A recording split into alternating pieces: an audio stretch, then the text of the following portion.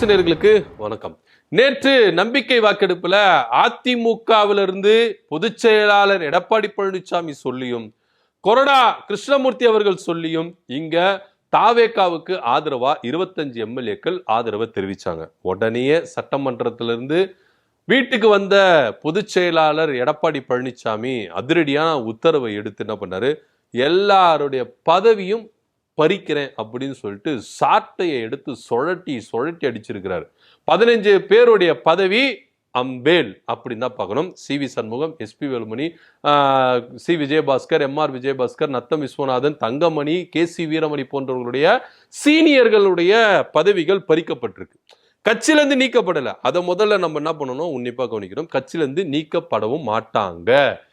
ஏன் அப்படின்னா, இப்போ கட்சியில இருந்து இந்த 25 பேரை நீக்கிட்டா அந்த தொகுதியில எம்எல்ஏ அப்படின்றது காலியாகும். இந்த 25 பேருக்கு பதவி மட்டும்தான் பிடிங்கிருக்கிறாரு. கட்சியில இருந்து அவரை நீக்கல. ஏன்னா கட்சி தாவல் சட்டத்தை கொண்டு வரதுக்கு வாய்ப்புகள் இருக்கு. ஏன்னா அவங்க சொல்றபடி, சி.வி. சண்முகம் சொல்றபடி 3ல் 2 பங்கு போயிருந்தா பிரச்சனை கிடையாது. இங்க 2 பங்கு போகல, சரிக்கு சமமா இருக்கு.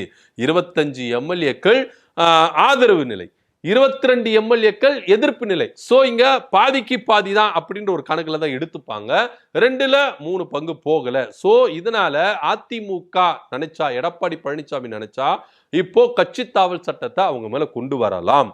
ஏன்னா கொறடா மீறி என்ன பண்ணிருக்காங்க, செயல்பட்டு இருக்காங்க. சோ இந்த நடவடிக்கைக்கு அவர் போகாம என்ன பண்ணிருக்கிறாரு அப்படின்னா, அவங்க வகித்து வந்த மாவட்ட செயலாளர்கள் பதவி, அது மாத்திரம் இல்லாம தலைநிலை செயலாளர் பதவி போன்ற பதவிகள் என்ன பண்ணிருக்காங்க, கட்சி ரீதியா அவங்க வகித்து வந்த பதவிகளை அவங்க என்ன பண்ணிருக்காங்க, பிடிங்கிருக்கிறாங்க. இப்போ அவங்க பாத்தீங்கன்னா ஒரு நார்மல் அதிமுக தொண்டர்கள், அவ்வளவுதான். அவங்களுக்கு மாவட்ட செயலாளர் பதவி இல்ல, தலைமை நிலை செயலாளர் பதவி இல்ல, எந்த துணை பொதுச் செயலாளர் பதவி இல்ல, எந்த பதவியும் இல்ல.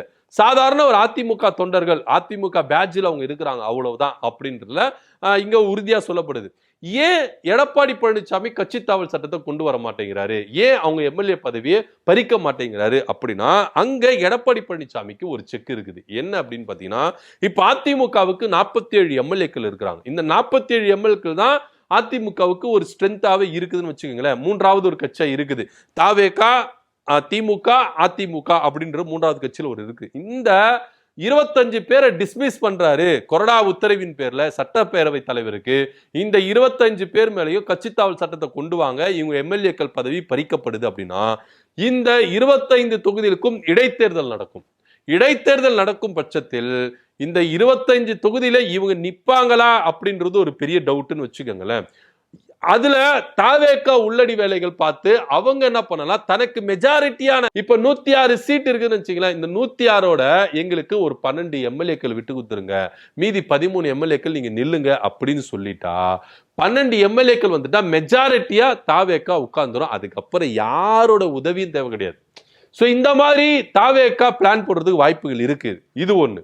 இன்னொன்னு என்னன்னா, ஒருவேளை இந்த 25 எம்எல்ஏக்களை அதிமுக இழக்க நேரிடும். அப்போ சட்டமன்றத்தில் அதிமுகவின் பலம் என்னவனா, 47-25 போச்சுன்னா 22 எம்எல்ஏக்கள் தான் அவருடைய பலமா இருக்கும் அப்படின்றது தான். அதிமுகவுடைய ஸ்ட்ரென்த் இங்க கம்மியாகும் அப்படின்ற ஒரு அச்சத்துல தான் இடைத்தேர்தல் வரக்கூடாது அப்படின்றதுனால தான் கட்சி தாவல் சட்டத்தை அவங்க மேல கொண்டு வரல, வெறும் பதவியை மட்டும் என்ன பண்ணிருக்காங்க, பறிச்சிருக்கிறாங்க எடப்பாடி பழனிசாமி அப்படின்றதுல ரொம்ப திட்டவட்டமா எடப்பாடி பழனிசாமி இதுல செயல்படுகிறார் அப்படின்றது ரொம்ப நல்லாவே தெரியுது. ஆனா பதவியை பிடுங்கணும்னு இவங்க சும்மா இருப்பாங்களா? இந்த பக்க தரப்பு என்ன சொல்றாங்கன்னா, அது எப்படி புரிஞ்சிடலாம், எடப்பாடி பழனிசாமி பொதுச் செயலாளர் கிடையாது, அவருக்கு அதிகாரம் கிடையாது, சட்ட ரீதியா செல்லுபடி ஆகுது அப்படி இப்படின்னு சி.வி. சண்முகம் குதிக்கிறார்.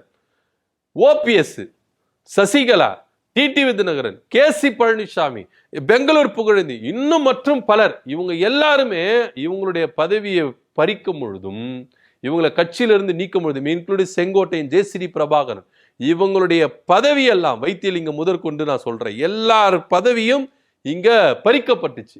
அப்போ இவங்க எல்லாருமே சேர்ந்து குரல் கொடுத்தாங்க, எடப்பாடி பழனிசாமி பறித்தது செல்லுபடியாகாது, ஏன்னா சட்டப்படி ஒருங்கிணைப்பாளர், இணை ஒருங்கிணைப்பாளர் இருக்கிறாங்க அப்படின்னு சொல்லும் போது, இதே சி.வி. சண்முகம் வா என்ன தெரியுமா சொல்லுச்சு, அவங்க சொல்றதெல்லாம் பொய், அதிகாரமா எடப்பாடி பழனிசாமி தான் முடிவெடுக்கிறது தான் உண்மை அப்படின்னு சொன்னவர் தான் சி.வி. சண்முகம்.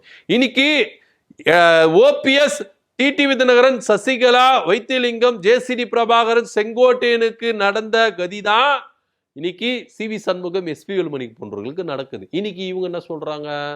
இபிஎஸ் அதிகாரமற்றவர், அவர் பொதுச் செயலாளரா நாங்க எப்போ பொதுக்குழு கூட்ட சொன்னோமோ அப்பவே அவர் அதிகாரம் போயிருச்சு, பொதுக்குழுவை கூட்டி எலெக்ஷனை நடத்தணும், அப்பவே அவருக்கு அதிகாரம் போயிருச்சு, அவர் எங்களை நீக்குனது செல்லாது அப்படின்னு சொல்றாரு. உங்களுக்கு வரும்போது வலிக்குது, அவங்களுக்கு வந்த போது இனிச்சதா சார்? கேள்விகள் கேட்க தோணல. நீங்க கூட்டு சேர்ந்துகிட்டு ஓபிஎஸ், சசிகலா இவங்க எல்லாருக்குமே துரோகம் பண்ணி வெளியே அனுப்பினீங்க. இன்னைக்கு அதே துரோகம் உங்க மேல பாஞ்சது பாத்தீங்களா? உங்களை கட்சியில இருந்து அவர் என்ன பண்ணிட்டாரு? பதவிகளை பறிச்சு உங்களை என்ன பண்ணிட்டாரு? நிர்கதியா என்ன பண்ணிட்டாரு? நீங்க மாவட்ட செயலாளர் மாத்தியாச்சு. இப்ப விழுப்புரம் மாவட்டத்துக்கு போனார்னா சிவி சண்முகம் மாவட்ட செயலாளர் இல்ல, அதிகாரமா அவர் என்ன பண்ண முடியாது, செயல்பட முடியாது. ஏன்னா ஒரே ஒரு விஷயம், சட்ட திட்டத்துக்கு உட்பட்டு எடப்பாடி பழனிசாமி இன்னைய வரைக்கும் பொதுச் செயலாளரா இருக்கிறார். அதுல எந்த வித மாற்று கருத்தும் இல்லை. ஏன்னா சைன் போடுற அத்தாரிட்டி, அதிகாரம் அத்தாரிட்டி எல்லாமே அவர்கிட்ட தான் இருக்கு. சோ அப்படி இருக்கும் பொழுது சிவி சண்முகம், எஸ்பி வேலுமணி, நத்தம் விஸ்வநாதன் போன்றவருடைய பதவி பறிக்கப்பட்டதுனால அவங்க அந்தந்த மாவட்டங்கள்ல அவங்க டம்மியா தான் இருப்பாங்க. அதுல எந்த வித மாற்று கருத்து இல்லை. சோ எடப்பாடி பழனிசாமிக்கும் இது ஒரு பெரிய பலத்த அடி. ஏன்னா பெரும்பாலான சீனியர்கள் அதிமுகவுல முகம் காணப்பட்ட முன்னாள் அமைச்சர்கள், இரண்டாம் கட்ட தலைவர்கள், சீனியர்கள் எல்லாருமே என்ன பண்றீங்க? ஒதுக்கி வச்சுட்டீங்க. இப்ப இவங்களை கட்சி விட்டு நீக்கிறது கூட அஞ்ச மாட்டாரு எடப்பாடி பழனிசாமி. ஏன்னா செங்கோட்டையனை இதே மாதிரி தான் பண்ணாரு. ஃபர்ஸ்ட் பதவியை பறிச்சாரு, அதுக்கப்புறம் என்ன பண்ணாரு? கட்சி விட்டு நீக்கினாரு. சோ அதே மாதிரிதான் இவங்களுக்கும் ஏற்படும். சோ இதுல கட்சி விட்டு நீக்கினா சிவி சண்முக தரப்புக்கு தான் என்ன பண்ணப்படும்? அவங்களுக்கு நல்வாய்ப்பா அமையப்படும். ஏன்னா இவங்க 25 பேர் என்ன பண்ணுவோம்? திருப்பி எலெக்ஷன்ல நிப்பாங்க, இடைத்தேர்தல நிப்பாங்க. 25 பேர் நிக்கிறாங்களா நிக்கல அது வேற விஷயம். ஒருவேளை நிப்பாங்க, அது அவங்களுக்கு தான் சாத்தியமாகும். எடப்பாடி பழனிசாமி தன்னுடைய பலம், சட்டமன்றத்துல பலம், எம்எல்ஏக்களின் பலம் கம்மியாகும் அப்படின்றதுல எந்த வித மாற்று கருத்து இல்லை. ஆனா இங்க இன்னொரு விஷயத்தை பார்க்க வேண்டியது இருக்குது.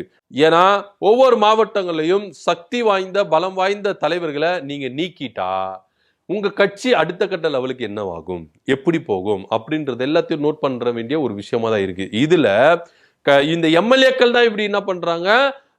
எடப்பாடி பழனிசாமிக்கு துரோகமே பண்றாங்க. ஆனா கட்சி ரீதியா பல மாவட்ட செயலாளர்கள், ஆளுமை மிக்க பல மாவட்ட செயலாளர், இப்போ வட சென்னையில் அண்ணன் ஜெயக்குமார், அவர் என்ன ஸ்டாண்ட் எடுக்க போறாரு? அது ஒரு பெரிய கேள்விக்குறியா இருக்கு. ராஜேந்திர பாலாஜி என்ன ஸ்டாண்ட் எடுக்க போறாரு? பயங்கரமான ஒரு எதிர்பார்ப்பு எல்லார் மத்தியிலும் இருக்குது. குறிப்பா கொங்கு பெல்ட்ல ஆல்ரெடி செங்கோட்டையனை நீக்கினீங்க, இப்ப எஸ்பி வேலுமணி நீக்கிட்டீங்க, தங்கமணியை நீக்கிட்டீங்க, சி விஜயபாஸ்கர் போன்றவெல்லாம் நீக்கிட்டீங்க. அவங்களுக்கு அடுத்த ஒரு ரீப்ளேஸ்மெண்டா நீங்க யாரை கொண்டு வருவீங்க? அதிமுக இந்த அளவுக்கு ஒரு கட்டமைப்புக்கு போவோம். சோ எல்லாமே பார்க்க வேண்டிய ஒரு விஷயமா இருக்கு. ஏன்னா இவங்க எல்லாருமே குறுநில மன்னர்களா என்ன பண்ணாங்க? அந்தந்த மாவட்டங்கள்ல செயல்பட்டவங்க. சோ இவங்களுக்குன்னு சில ஆதரவாளர்கள் அதிமுக பெரும்பாலும் இருப்பாங்க. சோ இவங்களை நீக்கிட்டீங்கன்னா பெரும்பாலான அதிமுக நிர்வாகிகளும் போவாங்க. அப்ப அந்த இடத்தை யார் ஃபில் பண்றது? சோ கட்சி எந்த அளவுக்கு இங்க வலிமை இழக்கும் அப்படின்றது எல்லாத்தையும் உன்னிப்பா கவனிக்க வேண்டிய ஒரு விஷயமா இருக்குது. சோ எதுவா இருந்தாலும் இங்க நான் தான் பொதுச் செயலாளர், நான் சொல்றதுதான் சட்டம், அதப்படிதான் கேட்கணும் அப்படின்னு சொல்லிட்டு அதிகாரத்துல பதவியில இருந்த உங்களை பதவியை பறிச்சுட்டு உங்களை வெறுமையாக்கி வச்சிருக்கிறார் எடப்பாடி பழனிசாமி. சோ நீங்க எதை யாருக்கு விதைச்சிங்களோ அதை தான் நீங்க அனுபவிக்கிறீங்க. எடப்பாடி பழனிசாமி எந்த துரோகத்தினால மத்தவங்களை வீழ்த்தினாரோ அதே துரோகம் தான் இன்னைக்கு உங்களுக்கு என்ன பண்ணிருக்கு? ரிவீட் ஆயிருக்கு அப்படின்னு சொல்லிட்டு தான் இங்க பார்க்க வேண்டிய ஒரு விஷயமா இருக்குது. சோ இதை பத்தியோட கருத்து என்ன அப்படின்னு கீழே கமெண்ட் பண்ணுங்க. நன்றி, வணக்கம்.